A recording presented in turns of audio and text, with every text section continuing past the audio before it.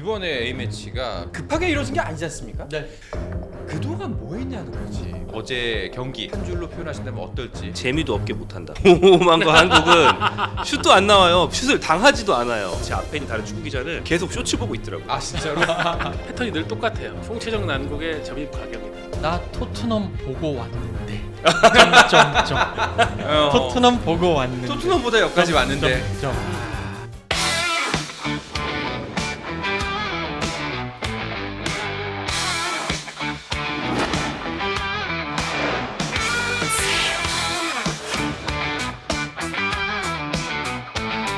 자, 스포츠앤 플러스 저희가 매주 금요일에는 축구 이야기를 나누고 있죠. 스탬플의 금요일 책임지는 금요일엔 축구, 오늘도 축구계 이슈들 다양하게 짚어보도록 하겠습니다.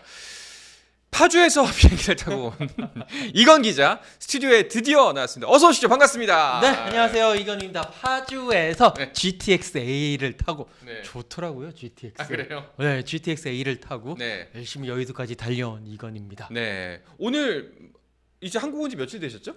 제가 이제 토요일 밤에 왔으니까 이제 일주일 정도 됐습니다. 네, 뭐 일주일 동안 열심히 바쁜 일정, 정말 바쁜 일정 소화하고 있고요. 네. 계속 뭐 하루에 한 8개 정도의 약속을 잡으면서 오. 네, 아침부터 네. 어차피 시차 적응이 안 됐기 때문에 네. 새벽 5시에 일어나거든요. 그러면 뭐 한 8시부터 시작하는 거죠. 맞다. 사람들 맞다. 만나고 네. 뭐 여러 가지 GTX도 타보고 네. 너무 좋아요, 저는. 아, 진짜. 그래요? 네. 파주 촌사람이 서울 문물 얘기하는 것 같다는 느낌이 좀 듭니다. 네. 예. 제임스님께서 오 조끼 말씀하셨는데 맞습니다. 지금 오자마자 조끼부터 찾았어요. 이건 기자. 이거 입어보고 싶었다고. 아, 너무 입어보고 싶었어요. 이런 사람도 또 흔치 않거든요. 예. 다들 좀 솔직히 처음에 좀 기피하거나 피하려 하고 꼭 입어야 되나요? 뭐 의구심 갖는 경우가 많은데 뭐 때문에 입어보고 싶으셨어요? 아니 이제 저는 이제 계속 이 모바일로 연결을 하잖아요. 네. 인터넷으로 연결을 하는데 다들 입고 있는데 이게 이제 약간 색깔이 형광색이니까 뭔가 얼굴을 환하게 해준다라는 느낌이 있어가지고 그것도 있고 이제 나이가 좀 들다 보니까 네. 원색이 좋아져. 아 동묘가 괜히 그런 게 아니다. 네, 알겠습니다. 자 이렇게 이건 기자와 오늘 댓글 라이브를 함께 할 건데 다만 주제가 어두워서 걱정입니다. 자 그리고 서호정 기자도 인사 나누겠습니다. 어서 오십시오. 네, 안녕하세요. 소정입니다. 네, 약간 그 실직자 같아요 지금 오늘 표정이. 짜증납니다. 그러니까요. 알겠습니다. 오늘 뭐 여러 가지 말씀을 아까 저희가 방송 전에 나눴는데 네. 이따가 한꺼번에 표출을 해주시기 바라겠고 그리고 김정용 기자도 인사 나누겠습니다. 어서 오십시오. 네 안녕하세요 김정용입니다. 네, 다들 되게 굉장히 다크합니다. 이쪽은 지금. 아유 다크한가요? 네. 밝게 할까요? 네, 좀 올리겠습니다. 네. 아, 이건 기자의 그 말투 있잖아요. 약간 뭐라고 하지? 음악에서 아, 스타카토? 식 말투를 이게 바로 앞에서 들으니까 약간 더 좀 아 나는 느낌이- 오히려 좀 베이스를 깔아야 된다. 음. 근데 이건 기자 오늘 네. 저기 되게 업돼 있으신 것 같지 않아요? 그러니까요. 건 선배? 네. 그럼요. 근데- 파주에서 이렇게 있다가 이런 스튜디오에서 이야기를 하니까 제 너무 형은 좋죠. 방송을 할 때 항상 업을 이렇게 자기 스스로 암시를 걸어 딱 나오는 것 같아요. 아, 텐션을 높여야 된다. 그렇죠. 라는 것이 좀 있기 아, 때문에. 좋은 자세입니다. 하지만 오늘은 자중하십시오. 네, 알겠습니다. 자 이렇게 세 분과 함께 어제 있었던 충격의 오만전을 되짚어보고 또 그리고 이제 앞으로 있을 25일의 요르단전을 미리 전망해보는 시간을 가져보려고 합니다. 말씀드렸던 대로 오늘은 분노의 댓글 라이브로 함께 하려고 합니다. 같이 욕하면서 보는 방송으로 저희가 오늘은 원래는 그 댓글에 좀 너무 심한 말이거나 혹은 이제 인신공격성 발언 여러 뭐 쌍욕 같은 거는 좀 지양을 하고 뭐 저희가 뭐 여러 가지 조치를 취합니다만 오늘은 좀 약간 여유롭게 좀 진행을 하도록 하겠습니다. 아 여기다가 좀 뭐랄까 음. 그 감정적인 배설을 하셔도 된다 이런 느낌인가요? 감정적인 배설 좀 하십시오. 대나무 숲 느낌인가요? 그렇죠. 예. 아, 네. 뭐 하셔도 무방합니다. 오늘만큼은 네. 아마 다 같은 마음으로 이 힐링까지는 아니지만 일단은 좀 이거 쌓아두면 병 될 것 같은 느낌 아니에요? 네, 그러니까 여러분들도 좀 많이 함께 공감해 주시기 바라겠습니다. 자 그리고 진짜 화가 많이 나면은 좋아요도 눌러주시고 슈퍼챗 하십시오. 예. 아우 진짜 예. 알겠습니다. 자 뭐 서우정 기자가 오늘 저희가 원고를 쓰면서 저희 이유미 작가님한테 이렇게 말씀하셨다면서요. 네. 원고 길게 쓸 필요 없을 것 같다고. 아, 야마 잡으실 필요, 그러니까 저희가 이제 네. 방송 용어 야마라고 네. 하죠. 주제 잡으실 필요가 없다. 모든 팬들이 어제 그 추가 시간 뭐 하프타임 포함해가지고 한 2시간 가량 동안에 느꼈을 감정이 거의 다 대동소이할 것이다. 그것만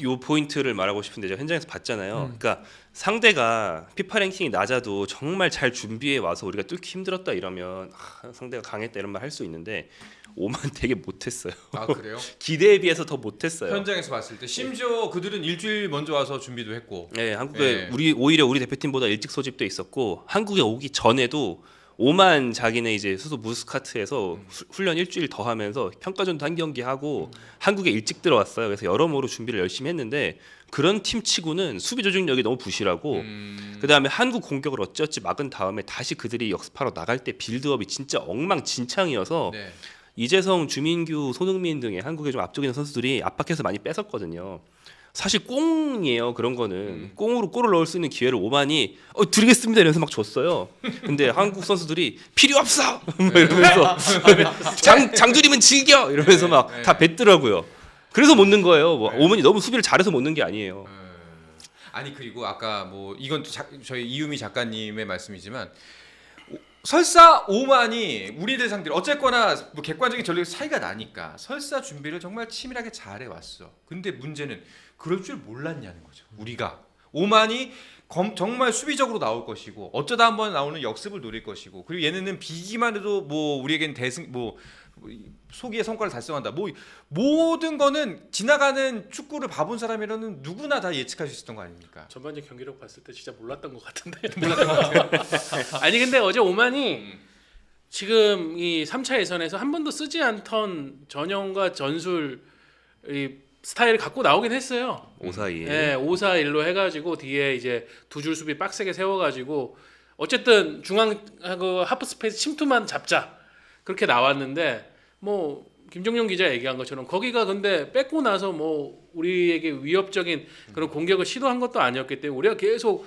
공 돌리면서 치고 하면 되는데 일단 우리가 공 잡으면은 한 3번 4번 연결이 안 되니까 예, 계속 빌드 다운 뒤쪽으로 공 다시 돌려가지고 거기서 시작하려고 하고 우리가 공을 끊으면은 거기서 즉각적으로 템포를 살려가지고 들어가면서 해야 상대 수비가 정렬이 되기 전에 뭔가 공간을 노릴 수가 있는 거잖아요. 네. 그게 안 되고 계속 우리는 공 뒤로 뺐다가 다시 작업하고 뺐다가 이게 뭐 하는 거냐 전반전 동안에. 사실 우리나라가 가장 큰 게 왜 볼을 잡았을 때 볼을 중앙으로 못 찔러 놓고 왜 전방으로 못 찔러 넣는지를 모르겠어요. 그러니까 계속 옆으로 빼는 거고 누구는 그걸 하면서 그 론도 아시죠? 론도. 론도? 네, 돌리기. 론도라고 봉 돌리기. 공 돌리기 몸 풀 때 하는 네. 공 돌리기. 네. 그인데 그거를 축구를 안 하고 론도를 한다라고 이야기할 정도로 찔러 넣지를 못하니까 상대를 흔들지 못하고 흔들지 네. 못하니까 골을 못 넣고 그런 답답한 경기가 계속 이어진 흐름이었다라고 네. 볼 수가 있겠습니다. 일단은 뭐 댓글에 지금 그 홍명보 감독에 대한 이야기가 많이 나오는데 조금만 기다리십시오. 홍명보 감독은 저희가 따로 코너를 빼서 좀 이야기를 나눠보려고 여기서 그냥 애매모호하게 그거 말이 안 되지 않습니까? 이런 얘기 안 하고 일단 경기 전반적인 것부터 먼저 짚고 나서 홍명보 감독에 대한 이야기를 좀 깊게 한번 나눠보도록 하겠습니다. 자 일단은 정말 답답하던 우리 대표팀의 경기 그나마 이제 백승호 선수가 부상으로 빠지면서 이강인 선수가 들어가면서 조금이나마 활기를 찾았었어요. 네, 이강인 선수의 어떤 패스의 클래스는 확실히 볼 수 있었고요. 그 지금 이강 기자가 방금 얘기하신 한국이 패스를 중앙으로 찔러넣지 못한다. 이 문제를 이강인 선수가 들어와서 한 번 해소해줬죠. 네, 종으로 이제 한 번에 찌르는 멋진 스루 패스가 있었고 황희찬 선수가 이걸 마무리하면서 득점에 나오긴 했는데, 근데 전 여기서도 이강인 선수가 멋진 또 이제 이강인다운 어시스트 하나랑 그밖에 하이라이트 필름에 들어갈 만한 탈압박이나 몇 개 있긴 했거든요. 근데 이강인 선수가 후반전에 교체돼서 다시 나올 때까지 들어가서 나올 때까지 뭐 40분 정도 뛰면서 그럼 이강인이 진짜 경기를 막 좌우하고 우리가 아는 제일 좋을 때 이강인 경기의 모습이 나왔냐? 이강인 투입 이후 한국이 경기를 주도했나? 사실 별로 그렇지도 않습니다. 이강인 선수가 뒤쪽에서 공을 돌리는 역할로 들어갔는데 뒤쪽에서 박영우, 이강인이 둘이 같이 공을 돌리고 있어서 네. 결국에는 그 선제골 이후엔 비슷했어요. 예, 그 앞쪽에 올라가서 이제 상대를 해집는 그 포켓에 들어가서 공을 받는 선수가 없고 둘째로 그쪽으로 공을 찌르는 선수가 없고 이 둘이 없다 보니까 이강인 선수도 결국 그 멋있는 탈압박한 다음에 하는 거 횡패스입니다. 측면 전환 패스. 뭐 큰 위력이 없죠. 그리고 이제 이강인 선수 투입에 또 이제 한 가지 그 많은 분들이 지적하는 문제점 중에 하나가 황희찬 선수와 이강인 선수의 위치 문제입니다. 여기에 대해서는 어떻게 생각하세요? 황희찬 선수 그러니까 황희찬 선수가 이제 측면을 섰었는데 이강인 선수가 들어갔었잖아요. 뭔가 좀 조율이 좀 필요할 것 같기도 하고요. 전체적으로 움직임이 그 몇몇 장면 제외하고는 뭔가 움직임이 상대를 위협할 정도의 움직임이 아니었다. 이거는 사실 경기장 안에 있는 선수들은 잘 모를 수 있어요. 바깥에서 계속 이야기를 해줘야 돼요. 네. 근데 그 바깥에서 그 정도의 이야기가 들어갔을까에 대해서 좀 의문점을 표시할 수밖에 없다라고 말씀드릴 수가 있고, 전 계속 얘기하지만 어제 경기를 보면서 확실히 토트넘의 경기를 보는 듯한 느낌 너무 많이 받았기 때문에 네. 그냥 답답했습니다. 그러니까 그거 잠깐 피해서 한국 왔는데 오랜만에. 그러니까요. 정말로 네. 그렇게 왔는데 음. 현장에서 보셔서 어떨지 모르겠는데 저는 좀 그랬어요. 어제 그러니까 이선 조합을 홍명보 감독이 이제 내꺼낸 게 손흥민, 이재성, 황희찬.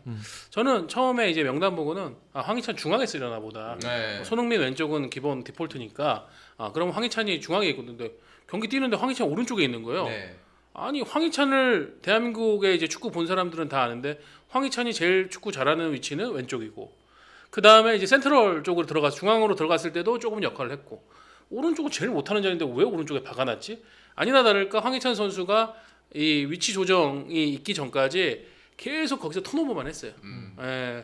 저기 서령우 선수하고 둘이 맞지도 않고 중앙으로 들어가지도 못하고 그러고 있다가 이게 이강인 선수가 들어가면서 저는 그거는 코칭 스태프가 변화를 지시했다고 생각합니다. 황희찬 선수를 왼쪽 측면으로 보내고 손흥민 선수를 중앙으로 이동시키는 그까지 해서 그거 들어맞은 것만 어제 딱 하나 벤치에서 역할이었었고 근데 또 그러면은 이제 말이 그거죠. 그러면 처음에 설정한 이선 구성 조합 자체가 실패였다. 네.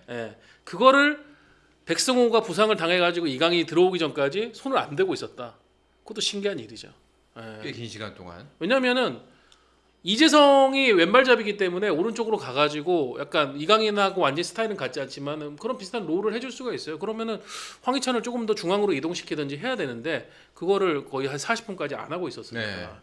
그리고 또 하나 어제 좀 지적할 부분은 주민규 선수를 세워놓고 하는 축구가 전혀 주민규가 잘할 수 없는 축구를 계속했다. 진짜 저 너무 K리그를 이제 5라운드까지 했는데 거의 못 보시고 A 매치만 보신 분들이 많을 거 아니에요? 네. 그분들은 야 주민규 저거 퇴물이네 전마 저 빼라 뭐 이렇게 생각하실 수 있잖아요. 제일 좋잖아. 주민규가 진짜 잘해요. 네. 와, 전 나이는 먹었지만 월드컵 본선 가야 되겠는데 요즘 K리그 1 초반 경기력 보고 그 생각 매번 했거든요. 네. 골만 넣는 게 아니고 경기력 자체가 엄청 좋아요. 근데 어제 경기에서 주민규는 진짜 이거 주민규 아닌데? 뭐 이렇게 복면가왕 미스터리 음악쇼 복면가왕인가? 이게 사람을 첫인상을 보고 이 뭔가 다 결정하면 안 된다고 하잖아요. 네. 주민규 선수도 마찬가지예요. 주민규 선수가 워낙 이 떡대가 좋기 때문에 사람들이 맞아요. 볼 때는 야 몸싸움 잘하겠다, 비비기 잘하겠다, 볼 경합 잘하겠다 그런 스타일 전혀 아닙니다. 주민규 그래요? 선수는. 주민규 선수는 그 뒷공간으로 떨어지는 공을 막 경합하면서 잡아가지고 거기서 1대1이나 그 수비가 붙은 상태에서 슈팅하는 그런 우리가 이제 말하는 포처 유형이라든가 이제 그런 거가 굉장히 좋은 전형적인 골잡인데 어제 보면은 계속 거기서 씨름하고 있어요. 오만 수비수들하고 비비고 막 하고 있는데 공 따지도 못하고 저는 그게 속으로 아니 저런 식으로 축구를 할 거면은 오세훈을 선발로 넣었어야지 왜 주민규를 선발로 넣어가지고 네. 저기서 카드를 하나 날리고 있나. 그 아니나 다를까 현재 프로 소속팀에서의 경기력으로 보면 사실 주민규보다 훨씬 아래인 오세훈이 교체돼서 들어오니까 네. 훨씬 낫더라고요. 그러니까 왜냐하면 이제 주민규는 좀 지능적인 편이라 주민규가 내려오는 플레이도 많이 하고 미선 플레이도 많이 하는데 지능적인 플레이를 할 거면은 이렇게 눈치 빠르게 서로 같이 돌아다니면서 합을 맞는 그런 전술이 있어야 되는데 그게 없어서 주민규가 이 선으로 내려와도 뭐 누가 침투해준다든지 이런 게 없으니까 아무것도 안 됐거든요. 근데 오세훈 선수는 그냥 몸으로 비비잖아요. 역시 전술이 없을 때는 비비는 게 최고다. 네. 오세훈 선수가 앞에서 막 비비면서 뭐 공중볼도 따고 상대 선수도 막 압박하고 막 몸으로 밀고 이러니까는 그나마 존재감이 있긴 했죠. 헤딩슛도 하나 하고. 그나마 지금 저거 온 거예요. 그러니까 사실 지금까지 대표팀에 최근에 그 최전방 스트라이커 3명이 있잖아요. 거기서 주전 경쟁 구도는 오세훈이 확실하게 앞서 나갔어요. 그 10월 11월까지 3경기 연속 오세훈이 선발 출전했단 말이에요. 그 전에 주민규에게도 선발 출전 기회가 있지만 주민규가 거기서 뭔가 어필을 하지 못했기 때문에 오세훈에게 넘어갔는데 어제 선발로 나온 거는 딱 그거 하나입니다. 지금 소속팀에서의 폼 그것만 보고 한 건데 저는 그런 게 있는 거죠. 아니 대표팀에서 선수를 쓰는 거에 있어가지고 폼도 중요하지. 근데 자기들이 하려고 하는 축구 스타일이 뭔지를 생각해가지고 그거에 맞는 선수를 기용하는 게 우선 아닌가? 그러니까 어제는 그러면 주민규를 쓸 거였으면은 주민규에 맞는 약속된 패턴을 준비를 해 나왔어야 되는데 그게 그렇죠. 전혀 안 되니까 주민규 그냥 아무것도 못하고 전반 45분 끝나고 교체 아웃됐고. 그렇죠. 예. 홍명보 그런 게 감독의 안타까운 축구를 거예요. 생각을 해보면 사실 홍명보 감독 축구는 원톱 세워놓고 비비는 축구가 거의 90%가 그런 축구를 하긴 예전에 했었어요. 뭐 많이 기억 못하실 수 있는 이름이지만 홍명보 감독 연령별 대표팀 감독할 때 박희성 선수, 뭐 박희성, 김현성 이런 기라성 같은 이름들 다 이제 너 덩치 크니까 앞에서 비벼라. 네. 그러면서 이제 뭔가 균열을 내라. 뭐 지능적인 플레이보다는 일단 몸으로 비벼라. 약간 이런 옵션을 앞에 세워놓는 걸 되게 좋아했거든요. 근데 이제 15년 정도 지난 지금도 이제 그 축구를 똑같이 하고 있고 이제 거기에 맞는 선수는 현재로서는 오세훈인 거죠. 네. 사실 결과론적인 얘기지만 어제 그런 2선 그런 조합보다는 차라리 그랬으면 이게 4-2-3을 쓰지 말고 4-4-2로 가가지고 황희찬 선수랑 주민규 선수를 투톱으로 세우고 이재성 선수 오른쪽으로 세우고 누구야 손흥민 선수 왼쪽 왼쪽 세우고 세우고. 네, 그렇게 해서 하는 것도 차라리 방법이 될 수 있지 않았을까. 그러면서 왜냐면 황희찬 선수가 지금 몸은 좋아요. 네. 하나도 통증이 없는데 그런 상황에서 주민규 선수와의 그런 콤비 플레이, 특히나 이제 황희찬 선수도 소속팀에서 스트란드 라르센 선수와도 좋은 모습을 좀 보여줬기 때문에 그런 식의 투톱 조합으로 나왔어도 차라리 어땠을까라는 생각을 할 만큼 이거는 주민규 선수 원톱으로 세운 카드가 조금 아쉬웠다. 네. 후반에 투톱 가동했죠. 오세훈, 오영규 그렇죠. 동점 그렇죠. 네. 동점 되니까는 뭐라도 해야 되니까. 뭐라도 해야 되니까 했는데 그 뒤에도 사실은 그러니까 저는 그래요. 선수를 거기에다가 포지션을 갖다 놓는다고 축구가 되는 게 아니에요. 하려고 하는 목적과 우리의 어떤 패턴이 있어야 그 다음에 플레이가 나오는 거지. 왜냐면은 오만은 센터백 3명에다가 풀백 해가지고 뒤에 공간 다 먹고 있는데 거기서 우리가 2명 세운다고 뭐가 달라지겠습니까? 그러니까 지금은 대표팀이라는 게 우리 같은 경우에는 피파 룰을 준수하고 있기 때문에 특별히 미리 소집을 못 하잖아요. 네. 훈련 시간이 짧은 건 우리가 그냥 상수로 생각하고 해야 돼요. 그러면 하루 혹은 이틀간의 훈련에서 우리가 얼마나 집중적으로 상대에 대한 부분을 공략할 수 있는 패턴을 준비해 올 것인가. 그게 지금 대표팀 감독에겐 가장 중요한 부분인데 안타깝게도 지금 대표팀도 그렇고 이전의 대표팀 감독도 그렇고 그런 부분의 디테일은 상당히 좀 떨어지고 있습니다. 그러니까 이게 답답한 지점이 이번에 A매치가 뭐 급하게 이루어진 게 아니지 않습니까? 네. 작년에 경기 치르고 나서 4-5개월 정도 시간이 있었어요. 그래서 그동안 뭐 유럽 가서 구경도 하고 뭐 K리그도 보고 있다, 뭐 하고 있다 여러 가지 말이 많았지 않습니까? 그동안 뭐 했냐는 거지. 뭐 홍 감독을 필두로 한 그 스텝들이 다들 그동안 뭐 했냐는 거죠. 이게 그나마 홍명보 감독 부임 후 첫 경기였으면은 뭐 그래. 우리가 준비한 게 시간이 얼마 안 됐으니까 그렇게 할 건데 지금이 이제 7번째 경기잖아요. 네. 그러니까 아까 전에 제가 점입 가경이라고 하는 게 이게 팀이 소집되고 발을 맞추고 뭔가를 하면은 더 뭐가 나와야 되는데 안 나오니까 답답한 겁니다. 네. 저 뭐 이런 말 해도 되겠죠. 예. 그러니까 홍명보 감독이 게임 모델이라는 말을 좀 자주 쓰는데 네. 저 솔직히 말하면 게임 모델이 뭔지 잘 이해 못 하시는 것 같아요. 그러니까 알고 쓰는지 모르겠다. 예, 그 말을. 이게 이런 표현이 나오는 이유가 뭐냐면 좀 더 돌아가면 축구가 이렇게 세상이 바뀌는 속도가 점점 빨라지잖아요. 네. 한 10년 전, 15년 전이랑 지금 축구가 엄청 달라졌어요. 네. 15년 전이라고 해도 벌써 2010년이잖아요. 우리가 늙었거든요. 그렇죠. 네. 근데 뭐가 달라졌냐면 예전 축구에 대한 격언 중에 축구는 실수의 스포츠다. 축구는 흐름의 스포츠다. 이 두 개 있거든요. 지금은 둘 다 아닙니다. 특히 조금 레벨 높은 축구에서는 레벨 낮은 축구에서는 동네 축구에서는 실수의 스포츠 맞고 약간 좀 애매한 프로리 레벨에서는 흐름의 스포츠가 맞는데 네. 높은 레벨에서는 아니에요. 왜냐하면 이제 실수의 스포츠라는 거는 뭐 이를테면 상대 문전으로 공을 하루 종일 때리다 보면 상대 센터백이 한번 헐빠지라니까 주워 먹으면 된다. 이게 실수의 스포츠인데 네. 점점 더 그런 실수가 줄어들고 있고 흐름의 스포츠라는 건 이날 우리 대표팀이 했던 것처럼 뭐 공격수들을 좀 후반에 때려 박으면 상대가 뭔가 흐름상 하면서 그냥 물러나고 정신 못 차리면 그때 우당탕탕하다가 몇 골 넣을 수 있는 거거든요. 근데 이젠 그런 흐름이 잘 안 생겨요. 상대도 이제 정신을 차리고 운영이라는 걸 하기 때문에. 근데 이제 사실 실수를 기대하고 흐름이 이쯤 되면 우리한테 어차피 올 걸 기대하고 우린 강팀이니까 그런 식으로 운영하다가는 오만도 아닌데 흐름 안 내줄 건데 이렇게 하면서 버틸 수 있는 세상이 왔다는 거죠. 네. 네. 조금만 더 이제 우리 팀에 대한 이야기를 좀 이어가자면 일단은 뭐 예상치 못한 변수들이 좀 있긴 있어. 뭐 예상치 못한 건 아닐지겠지만 이 좀 우리의 골치를 아프게 하는 변수들이 분명히 있긴 있었습니다. 부상자가 좀 나왔어요.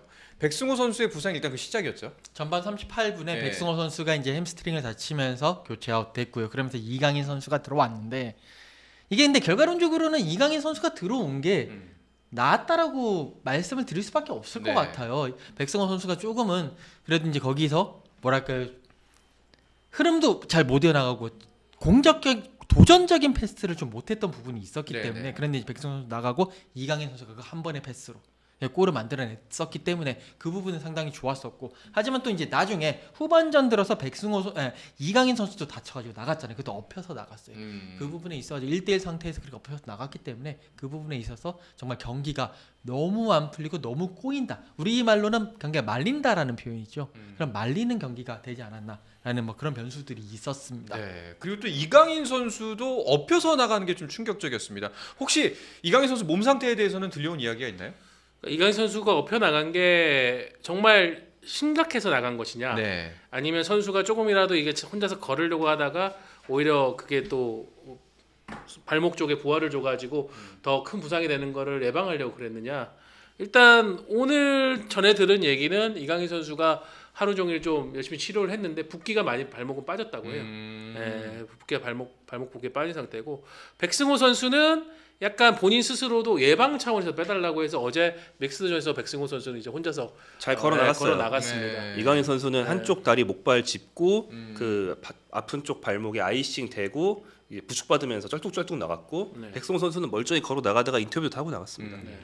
일단은 이강인 선수는 내부적으로는 발목 상태를 보고 나서 소집 해제를 하려고 했는데 네. 본인이 하루 이틀만 더 좀 기다려 달라고 선수 본인이 요청을 했다고 하는 얘기를 들었어요. 그럼 일단 25일 날 뛸 수 있을지 없을지는 하루 이틀 후에나 좀 이야기가 나올 것 같네요. 내일 일단 협회가 네. 공지한 거는 내일 회복 훈련 때 홍명보 감독이 부상자들에 대한 부분을 언론에다가 브리핑을 한다고 했으니까 네. 그때 이제 좀 더 자세한 정보가 나오긴 할 것 같습니다. 아까 뭐 이제 댓글에 잔디 얘기가 좀 나는데 잔디 탓하지 말아라, 혹은 이제 잔디 때문에 다쳤다, 뭐 잔디 관련 이야기가 나는데 현장에서 김정용 기자는 잔디 상태 봤습니다.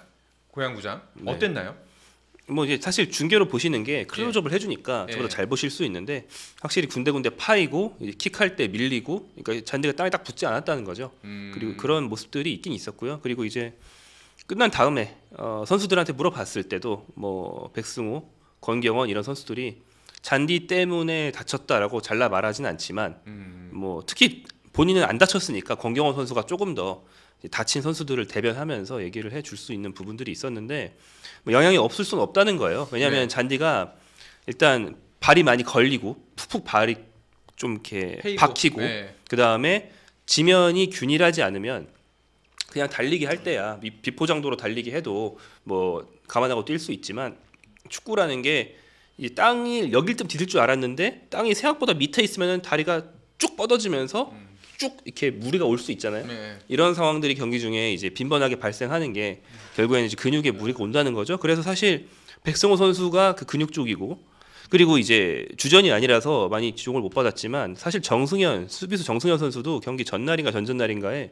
훈련 중에 부상을 입었는데 그냥 이제 이날 엔트리 안 넣는 조치를 하고 경기를 했거든요. 네. 정승현 선수는 아예 위에 와 있었어요. 그래서 기차석 뒤에 왔다 갔다 하더라고요.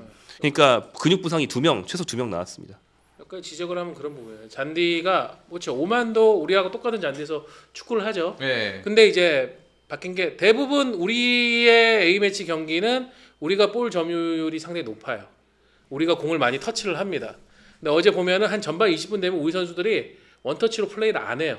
포기를 해요.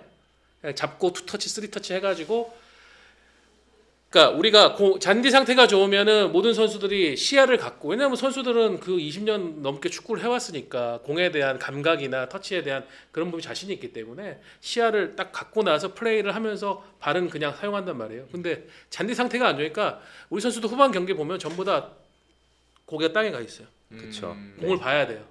그러니까 플레이가 잘 안 될 수밖에 없는 거고, 제가 화나는 건 그런 거예요. 이게 원정이었으면은 그냥 둘이 같은 조건이니까 뭐 어떡하겠어요. 상대 욕하고 그냥 끝내겠는데, 우리 홈이잖아요. 우리가 그렇죠. 선택한 거잖아요. 우리가 고를 수 있는데 우리가 고른 게 고작 저런 잔디예요. 그러니까 어느 한 구장에서 의무적으로 해야 되는 것도 아니고 수도권 최상의 구장으로 대령하겠습니다. 그랬는데 이제 투뿔이 아니라고?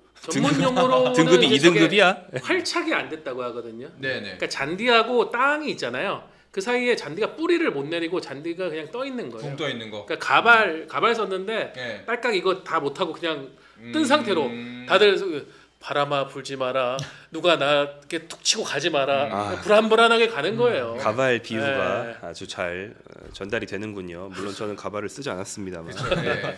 빽빽합니다. 네. 그러니까는 어제도 보고 있으면은 뭐 여러 사진들이 이미 나왔더라고요. 언론사들 어제 많이 갔으니까 찍었는데 손흥민 선수 슈팅하는데 디딤발 발목이 보이지 않아요. 맞아요. 발목이 보이지 않아요. 잔디가 사진. 푹 들어가 있어. 네. 그러니까 저는 그거죠. 저거는 협회 행정력 문제거든요. 도대체 실사를 어떻게 했고, 그리고 저기 고향에서 경기하기로 돼 있으면은 그 뒤부터 협회도 계속 가가지고 확인을 하고, 점진적으로 계속 확인을 하고 잔디 상태가 어떤지를 보고 나서 이거에 대해서 피드백 요구하고 이거 더 해주셔야 돼요. 막 그런 얘기를 해야 되는데 또 뭐 했길래 저런 경기장을 선택? 아니 그러니까 이게 뭐 어제 결정됐냐고. 그렇죠. 그치. 지난주에 결정됐나? 아니지 않습니까? 이거 결정된 지 꽤 됐지 않습니까? 진짜 얹힌 데 덮친 격으로 더 답답함이 느껴집니다. 그렇게 되다 보니까 지금 네. 우리가 3차 예선에서 벌어지는 상황이 뭐냐? 우리 홈에서 결과가 안 좋아요. 원정보다. 원정 가서 지금 우리 3승 1무가를 했고 홈에서는 1승 지금 2무. 네. 네.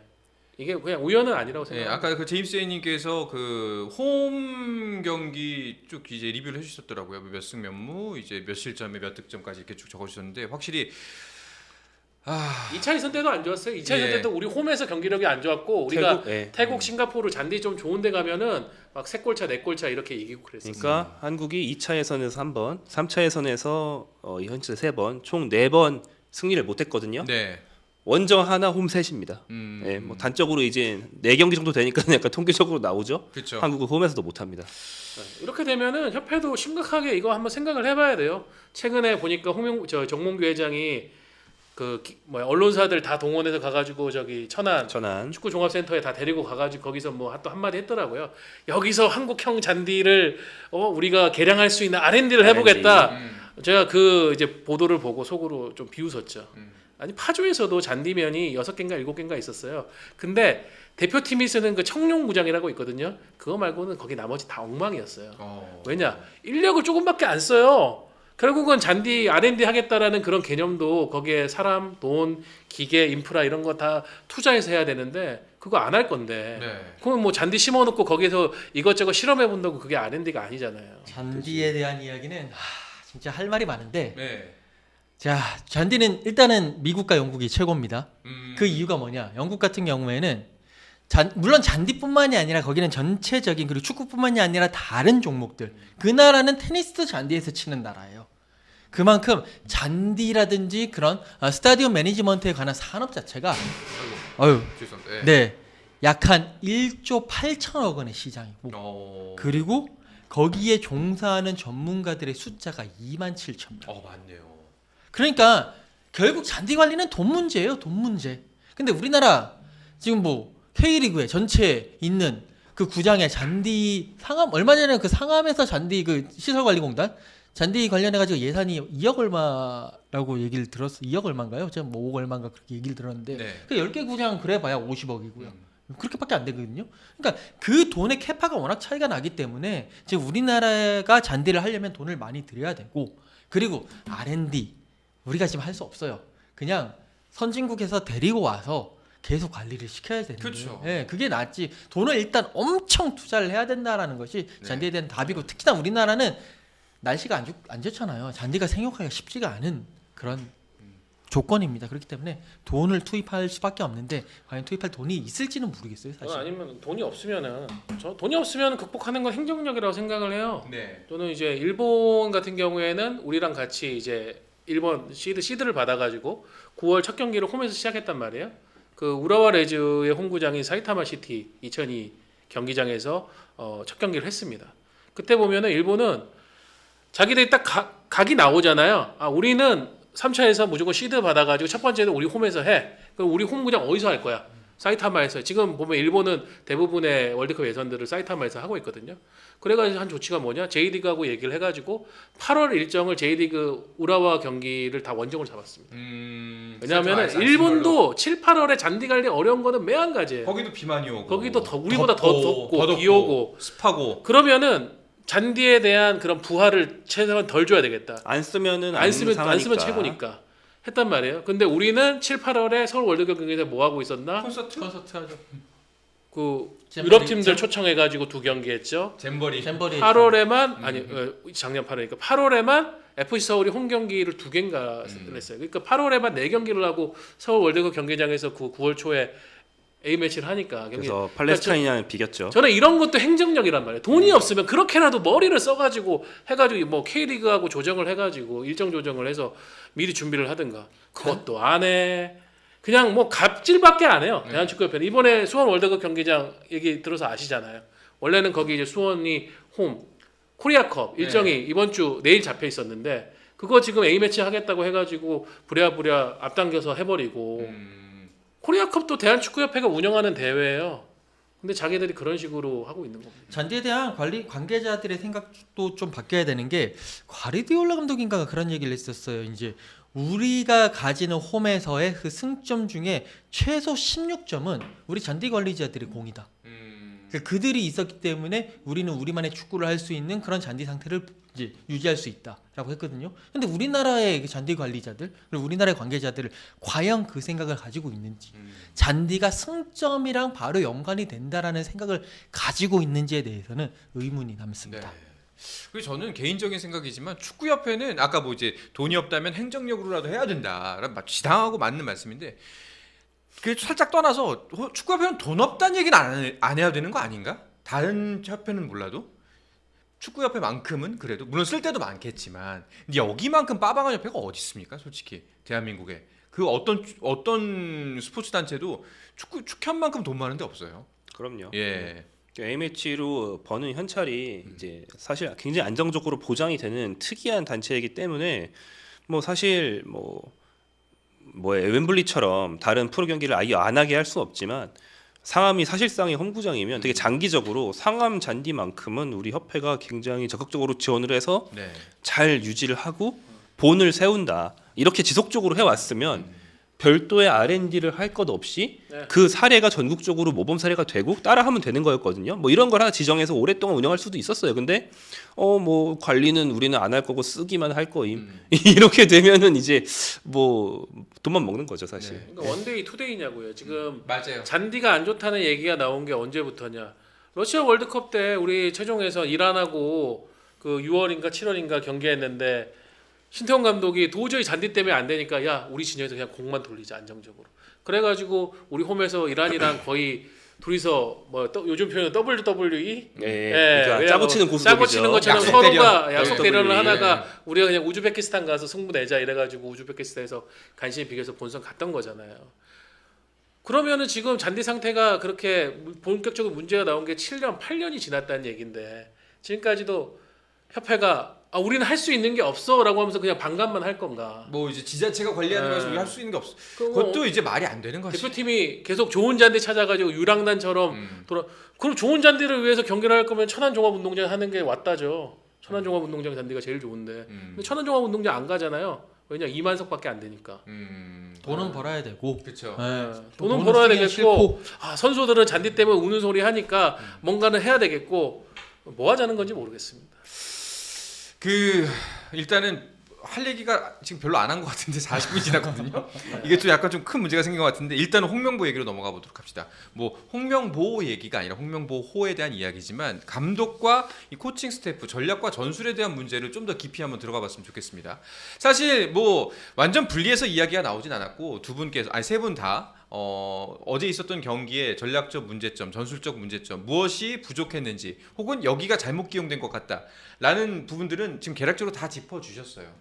근데 이런 것들을 쭉 종합해 봤을 때 결국에는 본인이 선택한 전략 전술의 선택 자체가 판단 미스였다라고 귀결될 수 있는 거 아닙니까? 그럼요. 예, 네. 그러니까 경기가 안 풀린 거고. 예. 한국이 원래도 제가 얘기한 경운기는 뭐 풀멤버가 다 있어도 경운기긴 했는데 이번 경기에는 풀멤버가 없었잖아요.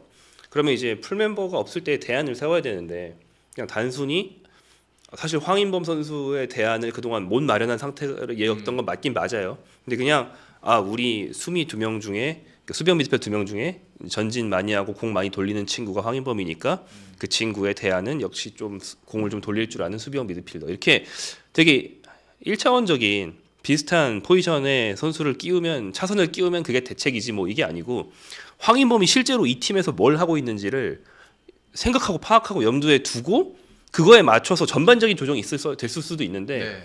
그렇게 하지 않은 게 좀 답답하다는 생각이 들고요. 예를 들어서 이재성이 이번 경기 말고 그 앞선 작년 10월 11월 일정 때 진짜 잘했어요.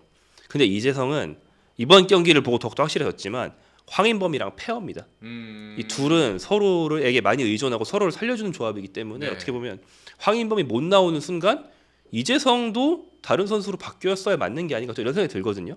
왜냐하면 둘 다 황인범이 굉장히 특징적인 게 상대 진영으로 올라가서 포켓이라고 하는 상대 수비 선수들 둘러싼 공간으로 들어가서 공을 받고 주고받을 수 있는 그런 류의 선수고 그걸 이제 이재성이랑 짧은 곳에서 주고받고 이걸 되게 잘한단 말이에요. 서로. 황인범이 없어가지고 이재성 옆에까지 올라와서 공을 주고받아주는 선수가 없으니까 황인범은 진짜 거의 닌자였어요. 그러니까 이재성 선수요. 이재성 선수가 작년 10월 11월에 비춰봤을 때 이렇게까지 존재감이 없을 줄 정말 상상도 못했는데 황인범이 없으니까 같이 죽더라고요. 그러니까 백승호를 그 자리에 놓을 거면 그냥 좀 더 직선적인 플레이에 맞는 선수를 이선에 놓던지 뭐 이런 식의 변화를 했을 수도 있다는 그러니까 거죠. 이야기를 종합해 보면 아까 뭐 황희찬 선수의 포지션 문제도 그렇고 네. 뭐 이렇게 다른 선수들의 활용법도 쭉 보면은 결국 선수에 대한 이해가 떨어지는 거 아닌가? 그러니까 전략을 잘못 세웠다 이 이야기를 뒤집어 보면은 본인이 세운 전술에 전혀 맞지 않는 선수들 끼워 맞춘 거 아니에요. 그렇다면 반대로 얘기하자면 그 선수들에 대한 파악이 안 됐다는 거 아닙니까? 여태 뭐 한 거야 그러면? 그렇게 뻔질나게 유럽을 가고 K리그에 뭐 자기 코치들을 매 경기마다 보내서 뭐 체크하고 있습니다 이야기를 하는데 그 사람들은 도대체 무슨 보고서를 썼으며 가서 보고 온 무슨 이 선수가 잘하는 것은 무엇이었는지 최소한 뭐 프로에서의 모습은 차지하더라도 말씀하셨다시피 7경기를 뛰면서 어느 정도는 파악이 됐을 거 아닙니까? 그래도 평생을 축구를 해온 사람이라면 변화가 없는 거죠. 변화가 없고 결국에는 플랜 B가 없다라는 것이 그러니까 이게 좀 그럴 수는 있지만 그냥 말씀드려서 플랜 B가 없어요. 그리고 그냥 하던 대로 했던 축구를 그냥 계속 하는 거예요. 홍명보 감독, 홍명보 호의 스타일 자체가 그냥 4-2-3을 세우고 뻥 때리고 떨구고 슈팅하고 옛날부터 저는 그게 아직까지도 그러니까 2012년 런던 올림픽 이후에 지금 몇 년 지났나요? 13년 지났나요? 그런데도 그 축구에서 전혀 변화가 없다. 조금 더 변화가 있었으면 좋겠다라는 아쉬움이 정말 진하게 남습니다. 근데 사실 홍명보 감독이 제일 잘하는 스타일의 축구 그리고 본인이 잘 아는 선수 중에서도 저는 왜 안 썼는지 좀 의아한 게 이동경 선수가 이날 아예 엔트리에서 빠졌거든요. 저는 이제 제가 파악한 부상 선수 중에는 없었어요. 뭐 그런 얘기 좀 못 부상 들었는데 이렇게 후반에 우당탕으로 갈 거면 이동경이 최고예요. 이동경 선수가 이선에서 우당탕 하는 거 주워가지고 끈기 있게 밀어넣는 거 1등이거든요. 현재 엔트리 전체 스쿼드에서. 네. 그건 유로파랑 합쳐도 최고예요. 그걸 제일 잘하는 선수인데 그리고 홍 감독이 울산에 있을 때 울산에서 그렇게 엄청 잘하다가 군대 가가지고 아쉬웠던 선수란 말이에요. 네. 근데 왜 엔트리에서 뺐는지 전 좀 모르겠더라고요. 왜 뺐지? 뭐 아는 얘기가 있나요? 왜 뺐는지? 글쎄요. 어제 저도 그 부분에 대해서 갖고 있었어요. 왜냐하면 경기가 안 풀릴 때 이동경의 왼발 중거리 하나가 경기 흐름을 바꿔줄 수도 있는 옵션인데 왜냐하면 다른 옵션들은 좋은 선수들이죠. 배준호, 양현준, 양민혁 그리고 이미 선발로 나온 손흥민, 황희찬. 근데 이 선수들은 거의 보면은 양측면 쪽으로 중심으로 해서 움직이는 선수단 말이에요.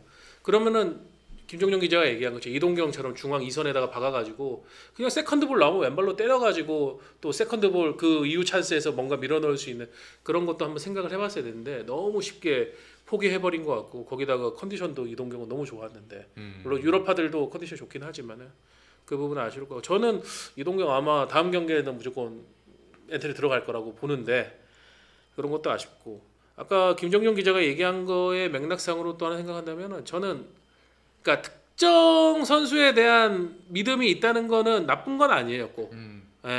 그 믿음을 받는 선수들은 되게 또 책임감이 굉장히 강해질 거고 감독이 나를 믿는다는 거에 대해서 뭔가를 보여주겠다는 동기부여도 생기지만은 저는 지금 제일 그 7경기를 보면서 아쉬운 게 미드필더 운영을 너무 소극적이고 보수적으로 합니다.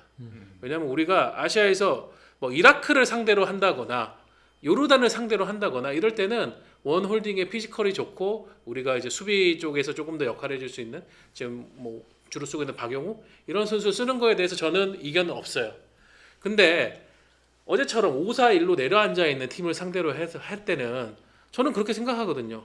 뭐 어느 정도의 미드필더들은 요즘에 백승호도 그렇고 수비력이 어느 정도 있어요. 수비 가담에 대한 인식을 당연히 갖고 있고. 네. 그럼 우리가 뒤쪽에서 카운터를 만들 때 숫자 싸움을 어느 정도 해줄 수 있으면 아예 과감하게 중앙 미드필더를 좀 더 볼을 갖고 놀 수 있는 그리고 공에 대한 상대가 압박 들어올 때 탈압박을 부드럽게 해줄 수 있는 그런 조합으로 짜도 괜찮은데 그거를 안 하거든요.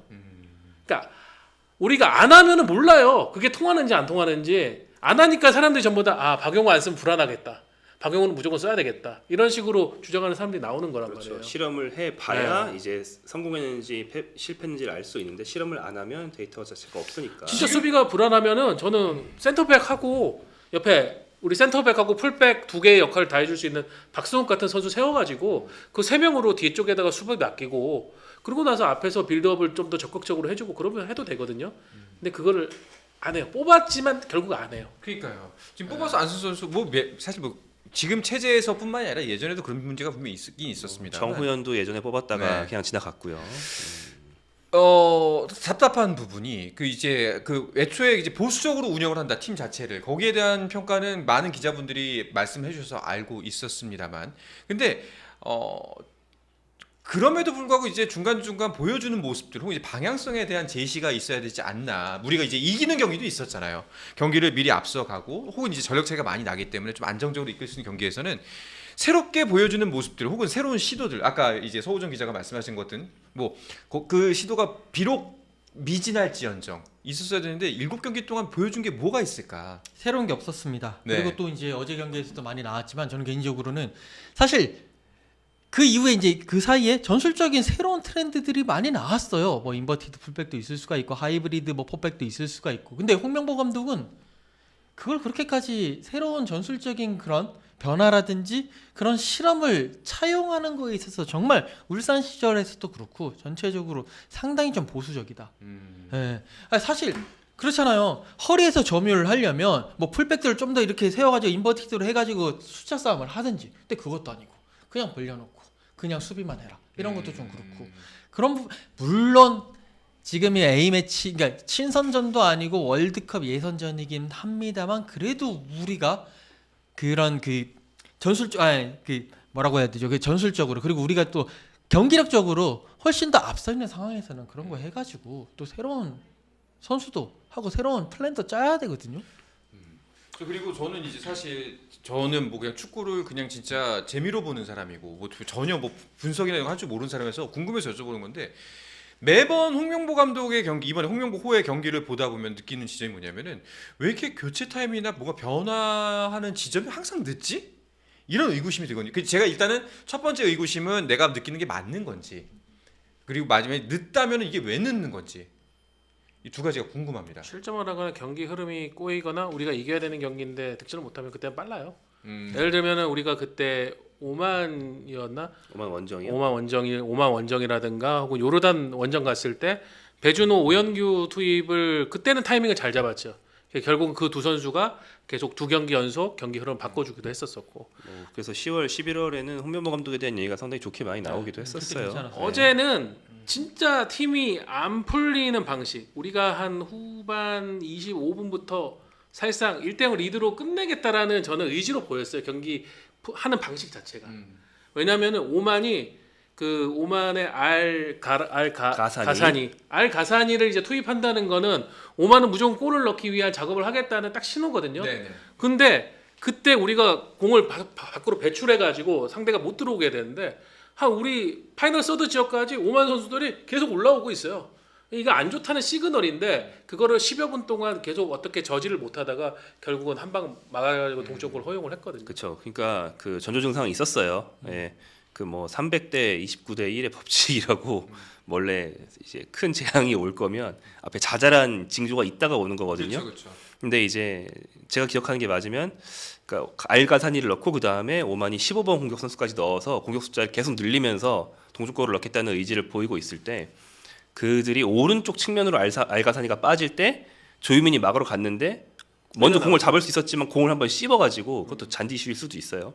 그래서 알가사니한테 한번 뚫리면서 위기가 한번 확 왔거든요. 근데 이때부터 시작된 오만의 흐름이 안 끊기고 쭉 이어지다가 결국 실점까지 간 거기 때문에 실점 상황은 이제 이강인의 부상이라는 돌발 변수 때문처럼 보이지만 사실 그게 아니고 흐름을 내준 상태, 그거를 통제하지 못한 것에서 따라온 거라서 이제 한국이 이제 미연에 방지할 수 있었던 것을 이제 막지 못한 게 맞죠. 그리고 나서 우리가 시간이 없다고 하면은 그럼 그때는 무조건 오세훈 쪽으로 뛰어가지고 세컨드볼 싸움 붙여야 되는데 그걸 위한 구조도 준비가 안 돼 있었어요.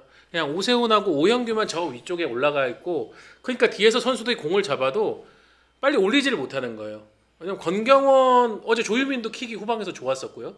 권경원도 왼발 킥이 좋은 선수고 뭐 서령우 쪽으로 보내가지고 올리든가 뭘 해야 되는데 이 선에서 세컨드볼 잡아줄 선수들이 위치를 못 잡고 있으니까 선수들이 판단을 못하는 거예요. 지금 올려봤자 저거 뺏길 건데. 그렇게 되니까 마지막에 추가 시간 동안에 아니 공격 한 번은 안 하고 추가 시간을 끝내네? 라는 그런 장면이 나온 거죠. 종합해 보면은 전반적으로 뭐 전략 선수에 맞춘 전략 부재 그리고 뭐 변화의 타이밍 부재 새로운 시도의 부재 그러니까 솔직히 잘 뭐 남들이 하는 식으로 욕하고 싶지는 않습니다만 그냥 결국 못하는 사람 아니에요? 홍명보? 아 진짜로 그러니까 이것도 안 돼 저것도 안 돼 이것도 안 돼 그러면 그냥 단순하게 생각했을 때 그냥 못하는 사람이잖아. 근데 그런 사람을 감독이라고 빵집 가서 11시에 설득해서 앉혀놓고서 그러고 나서 좀 좋은 일이 있었으면은 그냥 아 좋았다 뭐 여러 가지 그래도 잘하길 바란다 우리 항상 그랬잖아요 방송하면서도 그럼에도 불구하고 잘했으면 좋겠다. 진짜 왜냐면 그 전에 우리 그 클린스만 감독께서 워낙 많은 선례를 남기셨기 때문에 그럼에도 불구하고 잘했으면 좋겠다라는 걸 정말 입버릇처럼 얘기를 했는데 뭐 저나 김종용 기자가 최근에 엄청 우리가 국내 축구에서 되게 극찬을 했던 어떤 전술적인 활용이 있었는데 그 광주하고 비셀고베의 8강 2차전 때 네. 이정효 감독이 풀백을 쓴 방식에 대해 가지고 네네. 저희 그때 얘기를 하면서 김종용 기자가 그거를 엄청 칭찬을 한 적이 있었거든요. 저는 그런 거를 보고 싶어요. 그러니까 결국은 상대 분석을 하고 그리고 사실은 아시아권에서 경기는 우리가 주도를 하잖아요. 그럼 우리가 어떤 방식을 통해 가지고 득점을 만들 것인가 상대는 이런 그렇죠. 장점과 문제점을 갖고 있으니까 거기 그러면은 이정현 감독 같은 경우는 그 경기 때 기존에 쓰고 있던 풀백들의 위치를 아예 바꿔서 선발 출전을 했단 말이에요. 그리고 거기에 맞게 앞쪽에 있는 외국인 공격수들의 움직임을 또 맞춰가지고 살리고 그런 과정을 통해 가지고 경기를 잡을 수 있는 건데 그게 결국은 감독이 갖고 있는 아이디어고 축구적인 컨텐츠 부분이라고 할 수 있는데 그런 게 뭐 저는 홍명보 감독뿐만이 아니고요 대표팀에서 우리가 그런 걸 못 본 지가 지금 벌써 한 3년 됐으니까. 선수는 더 좋아졌는데. 그러니까요. 네, 이 선수를 그러니까요. 가지고 그러니까요. 예? 황인범, 손흥민, 황희찬, 이강인, 김민재 뭐 지금 요새 하고 있는 뭐 오현 네. 네. 양현준. 양현준 이렇게 선수들이 좋은데 솔직히 저는 만약 그냥 저의 그냥 짧은 생각으로는 이 정도 선수면 솔직히 지금 우리 피파 랭킹도 굉장히 저평가돼 있는 거다. 그러니까 10자를 달아도 될 만한 예. 정도의 앞에 수준 일자가 수준이죠. 있어도. 네. 잠깐만 갑자기 궁금해진 건데 이임생 아직도 있나요? 그게 있는데 아직도 있어요? 사퇴한다고 그러지 않았었나? 협회에서 못 본 지는 오래됐다고 그러던데요. 못 본 지는 오래 됐는데 뭐 그게 적을 아직 두고 있나? 사표가 수리됐다는 아마 얘기도 제가 못 듣겠는데 위원장은 못 할 건데 뭔가 다른 직 그 여러 직이 있거든요. 네. 할 수 있는. 근데 나머지 직은 아직 뭐 끝이 안 난 걸로 알고 있어요. 그러니까 이제 제가 요즘 최근에 축구 뭐 세계 축구계를 보면서 약간 두 개가 비슷한 것 같아요. 포스테코글루 감독이 그렇게 하면서 안 잘리는 것과 네. 홍명보 감독이 뭔가 좀 괴를 같이 하는 게 그러니까 아닐까라는. 나는 뭐 이제 선의된 과정도 우리가 솔직히 요즘 세상에서 가장 사람들이 분노하는 지점 중에 하나가 공정과 과정인데 그 과정에 대한 공정성이 굉장히 중요하게 보는데 그게 미흡했잖아요, 솔직히. 네. 뭐 우리 상식으로는 뭐 이게 맞는 거야 싶을 정도로 그랬으니까 자꾸 문제 제기를 했던 거고. 그래서 괜히 나와서 울기나 하고. 저 진짜 에바였던 건 뭐야? 봉사 단어 나 그것 때문에 약간 돌아버릴 뻔했거든요. 그렇죠. 연봉 20억짜리 봉사가 어디 있어? 그리고 좋아. 백보 양보해서 봉사한다고 칩시다. 봉사도 진짜 못하는 거 아니야. 지금 그러니까 이렇게 할 거면 봉사단체에서 잘리지. 이게 우리가 그래요. 감독은 신이 아니에요. 예전에 저는 알렉스 퍼거슨은 신이라는 생각을 했었어. 근데 그거는 우리가 벌써 20년 전의 이야기고 지금의 축구는 대표팀이든 클럽이든 감독이 다 하는 시대가 아닙니다. 그렇죠. 그리고 감독이 축구적으로 그리고 감독이 막 생각이 많아지고 시야가 좁아지면 축구적으로 판단을 그르칠 때가 있어요. 그러면 양 사이드에서 피드백을 줘야 되거든요. 코치들도 바른 얘기를 해야 되고 예를 들어 대표팀 같은 경우에는 그 팀을 평가하는 집단이 있어야 돼요. 거기서 얘기를 해야 됩니다. 홍명보 감독한테. 이걸로는 우리가 안 된다. 더 뭔가 옵션을 준비해야 된다. 플랜을 갖고 가야 된다. 제대로 분석한 거 맞냐? 근데 지금 없어요. 왜 파울로 벤투 때 우리가 대표팀이 잘 됐느냐? 그 기능이 있었거든요. 소위 말하는 내부 소통이 네. 원활했다. 예를 들어 그 맨날 일산에 그 유명한 카페에 앉아가지고 네. 주장창 토론하고 있고. 주구장창 토론하고 있고 예를 들어서 월드컵 예선 한 2경기 소집해서 끝났어. 그럼 갖고 와가지고 너네 리뷰해봐. 근데 내가 볼 때는 이게 뭔가 또 불만족스러운데 그러면은 벤투 입장에서는 아씨 또 저러네 이러면서 속으로 해도 오케이 알았어 우리가 이거에 대한 뭐 피드백 받아가지고 다른 대화도 준비해볼게. 그러니까 이게 어느 정도는 돼야 뭔가가 대표팀 발전적인 방향으로 갈 수 있고 클럽팀도 그렇게 갈 수가 있는데 지금은 홍명보가 신이 아닌데 홍명보가 다 맡겨놓고 있잖아요. 예. 심지어 말도 통하잖아. 클린스만이 벤투브랑 말 우리 한국말로 바로 얘기할 수 있는 사이잖아요. 서로. 클린스만 때도 없었죠. 그러니까 그러니까 클린스만은 나는 북한 가까이 가기 싫다면서 파주 가지도 않고 네, 그런 일이 벌어지는 거죠. 그러니까 이게 사실 어떤 사람에 대한 인신 공격으로 향하면 안 된다라는 생각은 드는데 저는 진짜 그리고 이것도 사실 뭐 이것까지 지적을 해야 되나 이거는 좀 아닌 것 같은데 근데 어쨌거나 경기 보면서 너무 열받았던 것 중에 하나가 경기 이후에 이제 저는 그 바깥에서 방송 끝나고 이제 아는 사람들을 만나서 맥주 한잔 하면서 보다가 왔어요. 그럼 이제 집으로 돌아올 때쯤에는 인터뷰가 나오잖아요. 그때쯤에 이제 포탈에 왜 이렇게 남의 얘기하는 것 같아? 나는 그게 너무 화가 나더라고. 집에 오는 길에.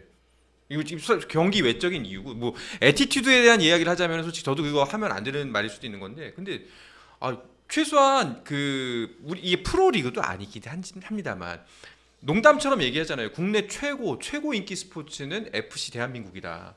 야구도 이길 수 있고 다 이길 수 있는 우리의 최고의 인기 종목은 그런 자각이 있고 그리고 본인이 내뱉은 봉사라는 말도 그런 전제에서 나온 말이 아닐까 싶긴 한데 그럼에도 불구하고 이렇게 타자화시켜서 얘기하는지 원래 습관이 그러신가? 화법이요 원래. 네, 원래 화법이. 근데 그 궁지에 몰리는 사람들은 다 유체이탈법으로 가는 거니까요. 요즘에 보고 있으면은 궁지에 몰리면 네, 모든 세상의 모든 분야를 보면은 되게 자신만만하던 사람도 궁지에 몰리면 다 유체이탈법을 합니다. 맞아요. 그래요. 아니, 전체적으로는 그냥 좀 저는 뭐 그러니까 홍명보 감독뿐만이 아니라 네. 축구계 특히나 이제 축구계 기득권을 잡고 있는 분들께서 뭔가 야망이 없다. 위기 의식도 없고 야망도 없다. 네. 그러니까 야망이 있으면 그런 식으로 하면 안 되고 그러니까 우리나라는 지금 보세요. 지금 B조에서 지금 1위를 하고 있는데 어찌 됐건 간에 월드컵 못 나갈 일은 거의 없어요. 사실. 그러니까 오케이. 그럼 월드컵은 거의 나가는 게 지금 한 70%된 거고. 월드컵 나가서 그 다음에 그 이에 월드컵 본선하기 전에 A 매치 몇 번 하면서 돈 더 벌고 협회 입장에서는 그리고 또 월드컵 본선에 나가도 이번엔 좀 더 쉬워졌기 때문에 1승 정도는 할 수 있을 것 같다. 그럼 그렇게 하고 1승 하고 만약에 16강 못 가더라도 마지막 경기에서 뭐 저기 이 붕대 몇 번 감고 피 한번 흘리고 붕대 투혼으로 포장하면 된다. 그게 우리나라 축구의 계속 패턴이잖아요. 그러니까 야망이 없어서 그렇고 위기 의식이 없어서 그렇다. 너무 나이브하게 간다라는 게 저는 뭐 그게 좀 많이 누적된 결과가 아닌가 싶습니다. 네. 어제 그 A 매치가 5경기만인가 매진이 안 됐죠. 4경기 연속 네. 매진을 하다가 네. 예. 어제 매진이 아니었나요? 어제 매진이 안 됐어요. 예, 그 뭐 여러 이유가 있겠죠. 고양 종합 운동장의 위치도 사실 그렇게 한몫을 썩 쓰고. 좋은 건 예. 아니라고 할 수도 있고 또 날도 아직 좀 쌀쌀하고 하니까. 근데 저는 이거 시그널이라 생각해요. 예, 정몽규 회장 지금 사선해가지고 아직 당선인 신분이긴 하지만은 뭐 90% 가까운 지지를 받았으니까 아 그래 뭐 밖에서 떠드는 얘기는 찻잔 속의 태풍이고 축구계는 나를 믿고 있어, 나를 존중하고 있어 그렇게 생각하겠지만 어제 매진이 안 됐다는 거에 대해서 한번 심각하게 돌아볼 필요가 있다고 생각합니다. 그렇죠. 이제 대중들도 피로감을 느끼고 있고 언제까지 저렇게 할 것인가. 대표팀 경기력도 그렇다고 뭐 되게 매력적이고 시원하냐? 그냥 지금 대표팀이 매력적인 이유는 선수들이 화려하기 때문이에요. 예. 그렇게 자기들만의 리그를 할 거면은 그냥 경기장에 축구인들만 불러요. 유소년 선수들 부르고 좀 싸게 받고 뭐 멤버십 이런 걸로 해서 그렇게 그냥 우리한테는 티켓값 받을 생각하지 말고 진짜 지금 보니까 4만석 경기장에 3만 5천 명 입장했다 그러네. 꽤나 많이 좀 변네요. 비었습니다. 진짜 예. 절묘한 게 뭐냐면은 정몽규 회장이 무슨 A 매치 열리는 날에 약간 의기양양하게 뭔가 큰 걸 발표할 때가 있어요. 전에 클린스만 감독 때 사면 네. A 매치 날 발표했다가 난리 났었고 어제도 발표를 했습니다. 뭐 축구협회가 개혁 방향 어떻게 3대 화두를 발표를 하고 뭐 또 대외 협력실을 만들고 대변인 제도를 도입을 하겠다. 뭐 거창하게 보도자를 발표했는데 그 꼭 공교롭게 그런 날 망해요. A 매치가. 그 참 신기한 일이죠. 마이너스의 손이라고 할 수 있는데 네. 그런 거 보면서 아 지금 제일 중요한 게 뭔지에 대해서 아직도 파악을 못 하고 있고. 예. 그럼 신뢰를 하기 위해서는 저는 전에 그 정몽규 회장이 당선되고 나서 소감이 얼처구니 없다고 제가 그때 네. 얘기 드렸잖아요. 뭐가 오해라는 거야. 오해가 아니라 본인이 잘못하고 있는 걸 지적받았다니까. 그러니까요. 그럼 오해가 아니라 사과를 하든지. 그렇죠. 속 시원하게 아 제가 능력이 부족하고 한데 진짜 마지막으로 한번 의욕을 갖고 해보겠습니다. 사과드립니다. 진짜 지적했던 잘해서 부분들 고쳐나가겠습니다. 아, 오해가 있는 것 같습니다. 오해라는 건 자기가 잘못한 게 없는데 밖에서 사람들이 잘못 보고 있다라는 그렇죠. 그 얘기니까. 근데 저는 그게 지금 정몽규 회장이 대한축구협회를 지금 이렇게 통제하면서 하는 의식 구조라고 생각을 해요. 예. 안타깝습니다. 알겠습니다. 뭐 혹시 좀 더 이야기하고 싶은 부분이 있을까요? 뭐 홍명보 호 감독이나 그 코치진들 혹은 이제 축구협회 행정에 대해서 좀 더 말하고 싶은 게 있으면은 지금 좀 들어보고 정리를 하도록 하죠. 저는 개인적으로는 조금 그러니까 팀 운영이 있어가지고는 네. 좀 선수들에게도 위기 의식을 한번 이렇게 그러니까 좀 넣어줘야 된다는 생각을 해요. 그러니까 무슨 얘기냐면 늘 거의 선발 라인업은 변화가 없거든요. 그렇죠. 그러니까 부상이 아니고서는 선발 라인업 변화가 없는데 물론 이제 그 선수들이 잘해서 선발 라인업이 변화가 없는 경우도 있을 수 있겠지만 그래도 조금은 어떻게 충격 요법이라고 하죠. 선수들에게도 그렇게 해야 되고 뭐 그런 게 있어야 될 것 같은데 모르겠습니다. 그 안에 뭐 어떤 이야기가 오가고 있는지는 몰라도 한 번쯤은 그런 좀 충격 요법을 하는 것도 그냥 크지 않은 차원에서 크지 않은 상황에서 네, 경종을 울린다? 경종을 울린다? 네, 그런 것도 한번 했으면 좋겠다는 생각이 드는데 뭐 집합을 건다. 뒤로 따라와 뭐 그런 거. 그러니까 빠따르친다. 선발 라인업으로 좀 네. 변화를 주면 어땠을까라는 것도 좀 생각을 하고 있습니다. 스포츠 플러스 한정의 무대